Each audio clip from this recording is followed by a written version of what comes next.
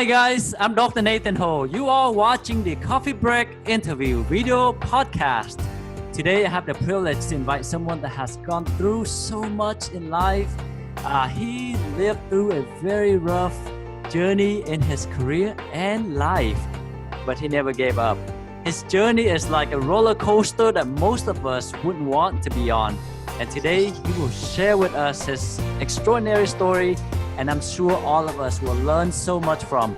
Welcome, Dr. Gregg May, and thank you so much for joining me today.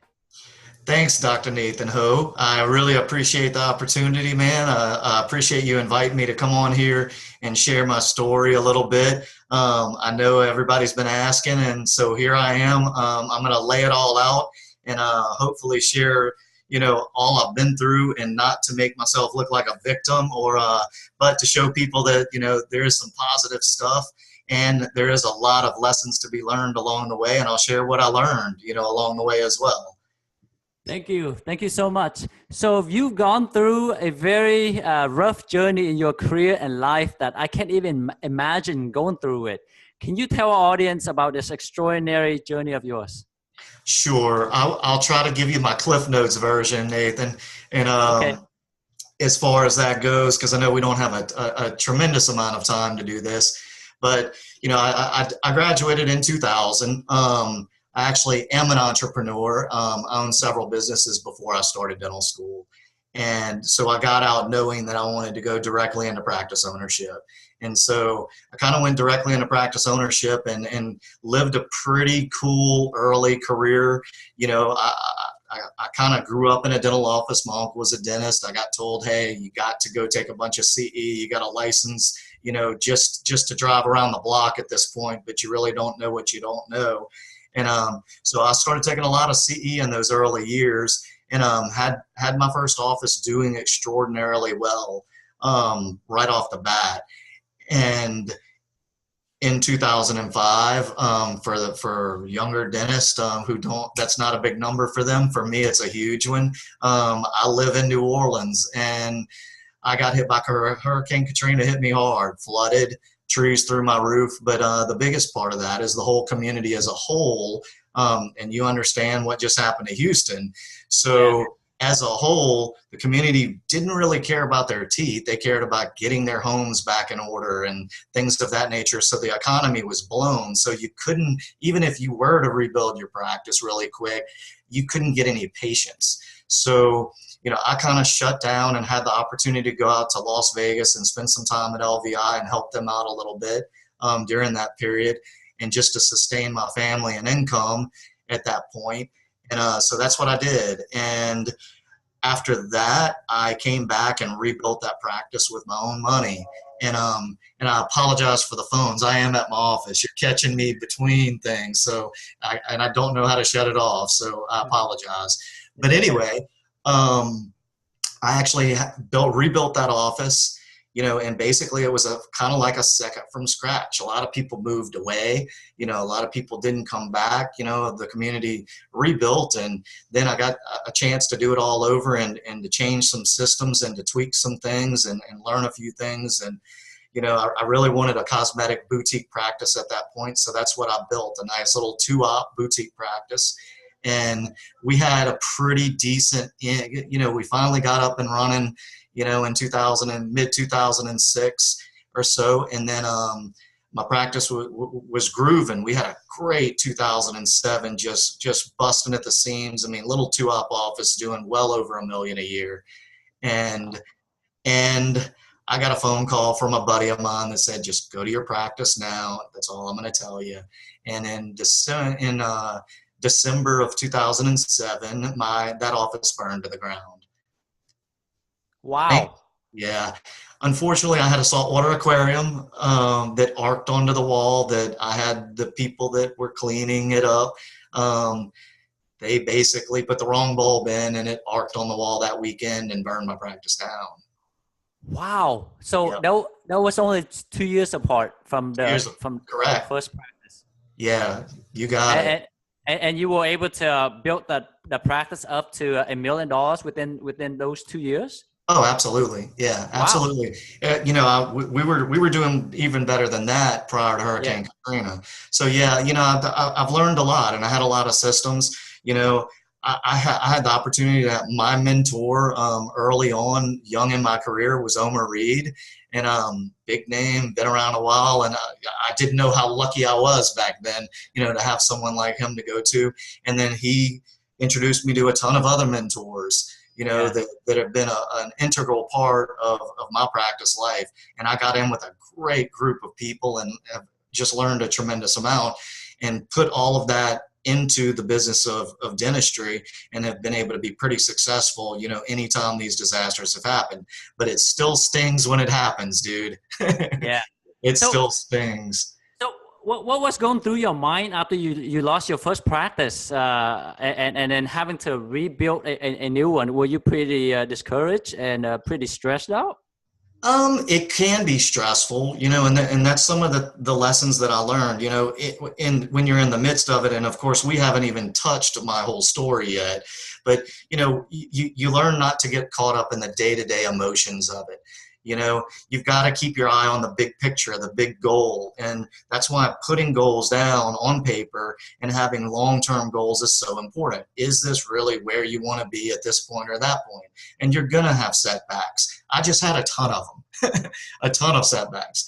But, Yeah. you learn to look back at the bigger picture and say, okay, it's a setback. Bad stuff is going to happen. But along the way, good stuff happens too.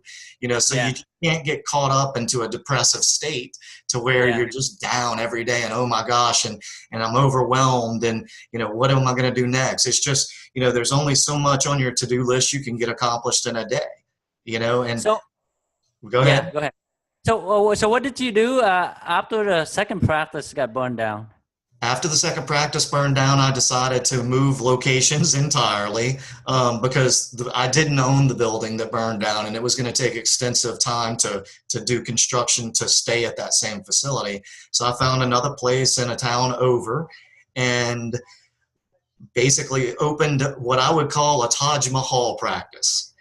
Zebra wood floors, chandeliers, the works, you name it, I had it. Massage chairs, the best of the best, everything.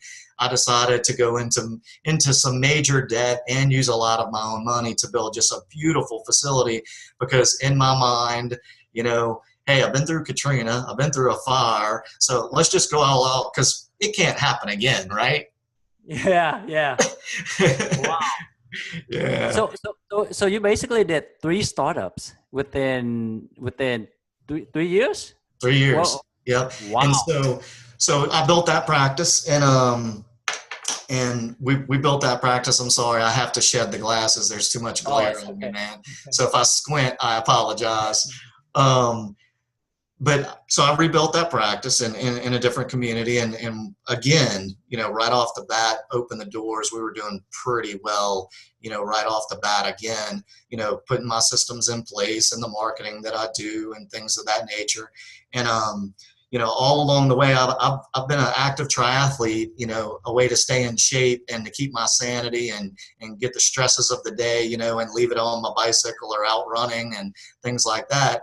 Well, I decided it was time to train for Ironman New Orleans. And right around the same time I'm getting into my office in 2008 into the new facility, unfortunately, I was riding my bike and a car hit me going 50 miles an hour. And I kind of tore my neck and tore my C4 and broke my neck pretty good. And so that kind of laid me out. Of course, being the invincible dentist, young dentist that I was at that point, I went to work the following week with a torn neck and tried to do the best I could. And unfortunately, made some horrible decisions that the only way I could practice at that point, and of course, here I am in a new practice and trying to do well, in a new location, I was popping pain pills, opiates like candy, because it was the only way I could really work. Yeah. And of course, after a little bit of time, I kind of looked up at the sky and all the little birdies pointed and said, it's time to get off this mess. Yeah. So it was time, and I got off that mess immediately and did the things that I needed to do. And during that rough period of trying to rehab my neck, because after many visits to neurosurgeons and things of that nature, I decided to rehab my neck and not opt for surgery and fusions and things of that nature. So, I'm rehabbing my neck. I've got associates in the office working, we're doing pretty good. And life is settled down and I'm feeling pretty good, but I'm not practicing dentistry per se because I couldn't really do it. And about that time, my wife at the time, who also practiced divorce law for a long period of time, decided that it would be a really good time for her to tell me that she wanted to divorce herself. Wow. Yeah. Oh, man. Greg. Hey, it sounds like what you had gone through were not failures, but more like bad luck. You got it. And that's the way you kind of have to look at it, sometimes, and that's one of the other things I learned going through some of this stuff. You are not in control. As much as us dentists like to be control freaks and control every aspect and micromanage and things, on a bigger picture, you're not in control. We can all get in a car wreck tomorrow. You can all walk across the street and slip and break your arm and have, no more hand, and you're not a dentist, and we're not a dentist. Bad things can happen. But like I said, great things can happen too. But you can't plan on everything. We would like to be able to think that we can plan on everything. We can't. And unfortunately, that beautiful practice that I had to close down because of my divorce and file bankruptcy. Wow. Oh my goodness. So, Greg, I need a seatbelt right now. I hear you, man. I hear you. Wow. So you lost your fourth practice. Did you try to sell it at that point? That's a very private meeting between me and my ex-wife, but basically it was decided that it was best just to close it down at that point. Because unfortunately in Louisiana, it's a community property state, and she owned half of my office. Wow. So, which she no longer wanted any part of the debt that I had incurred by building it either. So it was a decision that was tough, but we did it. And, it was time to get back on my feet, and I rehabbed my neck, and it was time to work again. So I started practicing and helping corporate dentistry out, and kind of got into corporate dentistry for a while, and got, to look behind the curtains of corporate dentistry on, some things and how they do things. And after being a solo practitioner all these years, it was a huge eye opener. I'm like looking at supply costs and lab costs that they're getting things at, going, wow, no wonder these corporate practices are doing what they're doing, because man, I wish I got this stuff as a solo practicing, dentist. It was amazing. And, around that time, while I was rehabbing my neck, I started coaching a lot of other dentists, on different things, teaching offices, basic sales skills, and teaching treatment plan coordinators, and even working, with vendors, teaching vendors how to sell to dentists and things of that nature. But I started coaching and teaching dentists, hey, you can open a practice and you can do $1 million in your first year if you have the right systems and things in place. And I learned really fast. I do love doing that. I enjoy helping people. It's like you wake up one day and you realize you've done this a few times, not by choice. And you've learned some things along the way, and you've learned some things the hard way just because of, hey, I've got to do this over and over and over again. And next time you do it, you try it a little different, and, oh, that didn't work, or this did work. And the thing about experience and going through all this is I've learned what to do and what not to do, So go ahead. So did you end up building or starting the fourth practice, or did you buy one? Well, while I was doing corporate, we did some startups and stuff like that, some new practices and stuff, and implemented a lot of ideas that I had as well, and got off the ground. And those offices got to, $1 million real quick too. But at some point, I the wonderful guy who employed me was honest enough to say, hey, you know what, I'm selling out to a huge conglomerate and I know you well and I respect you, why don't you go do this yourself? And because I'm not going to own anymore, and Yeah. I won't name the large conglomerate, probably you can guess, that bought them all out, but Yeah. those offices got bought out, and Yeah. so I left and I bought this practice from a retiring dentist that I'm in currently today here, a Yeah. couple of years ago. And when I got this practice, we were doing, I say we, the retiring doctor was not busy, had a decent patient base, but this location is wonderful. And it is so funny. You interviewed Dr. Michael Abernathy. Abernathy and I had a long conversation about where I should be practicing. And Yeah. I've known him for years, and what a wonderful human being and just a great guy all around. And he's like, Greg, I really think, it would be a wise idea to go here, and I did. And Yeah. we picked a wonderful spot for me to take over in a very much growth area of the North Shore of New Orleans. And I built here and I haven't looked back. And, this year, 2 years later, I'll be closing this year out almost at 2 million this year Wow. with That's with a impressive. with a 4-op practice. Yeah. So, like I said, we've implemented some things, and of course, I like to challenge myself. Obviously, being an Ironman triathlete, I love a challenge. Yeah. And so, even in business, I'm constantly trying to challenge myself and improve, things and tweaking things and making things a little bit better.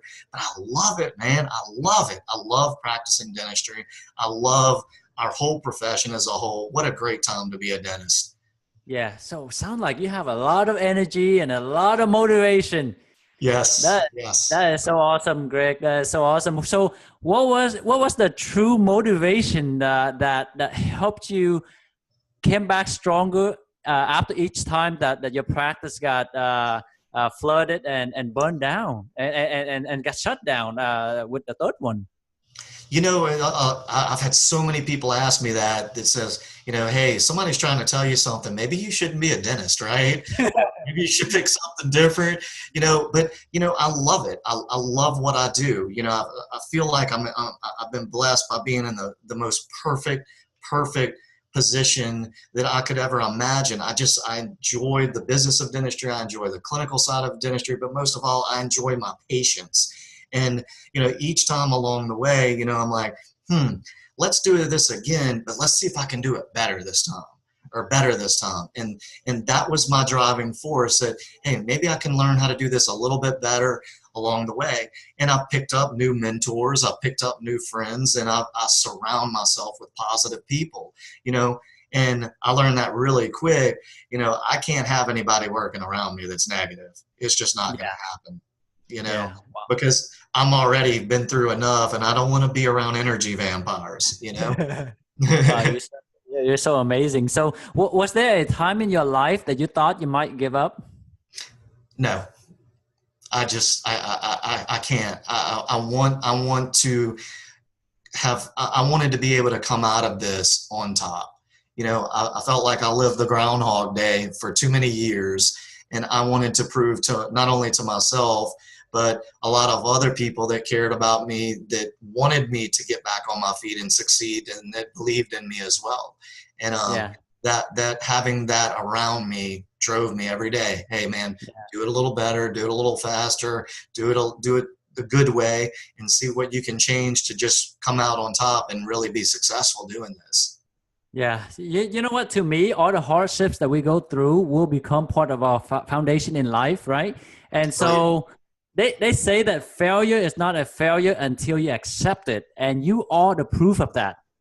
Absolutely. And, so many people have been through a hurricane, and the Texas floods and, the hurricane over in Florida and stuff like that. And practices have been destroyed. And, I would like to be the one to go, you know what? I hear you. I've been there. I've done that, and been through a lot more. So as bad as it may seem right now, man, there is light at the end of the tunnel, and my light is shining bright right now. And it's just temporary, and bad things happen, but great things happen too. And you learn some great things along the way.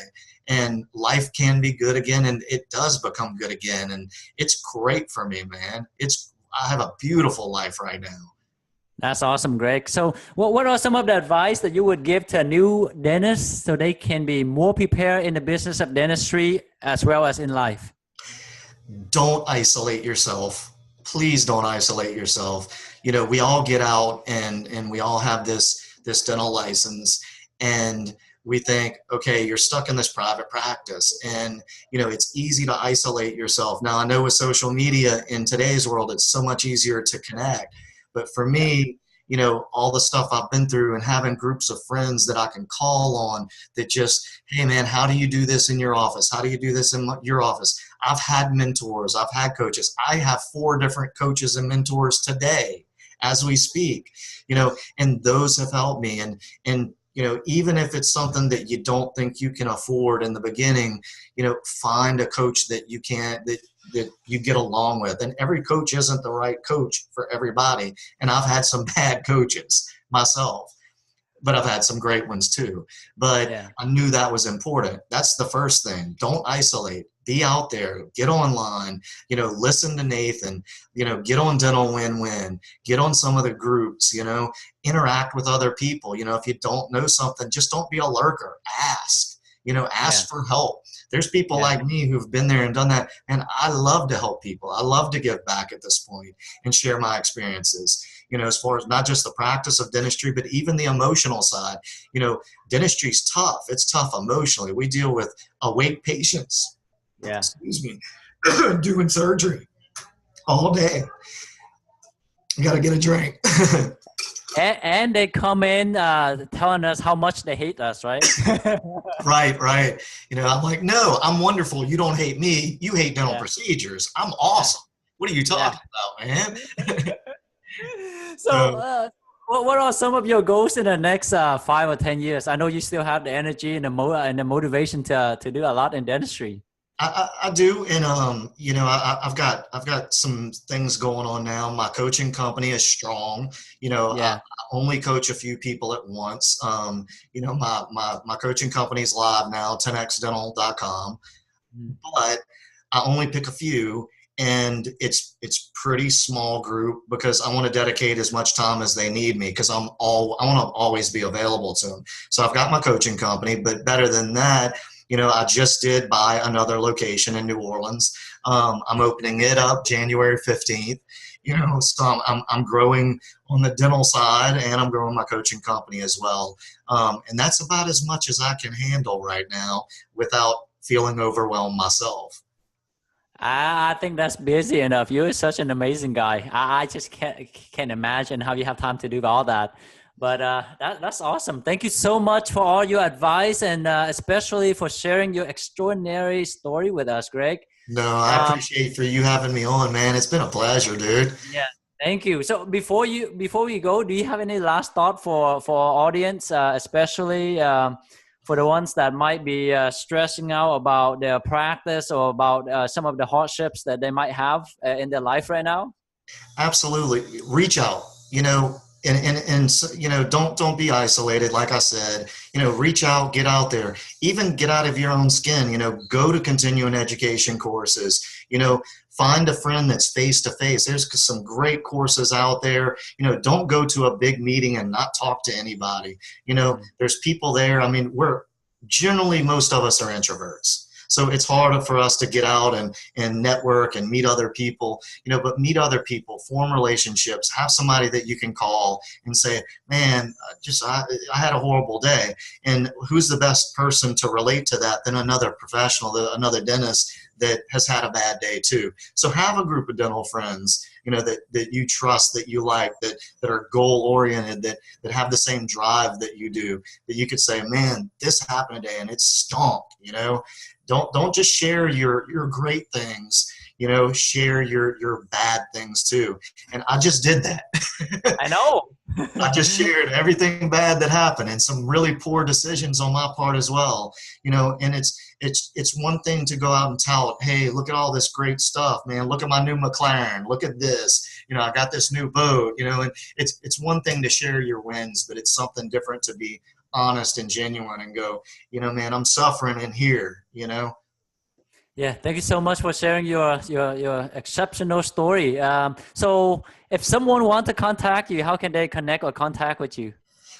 They can go on my 10X Dental Facebook group.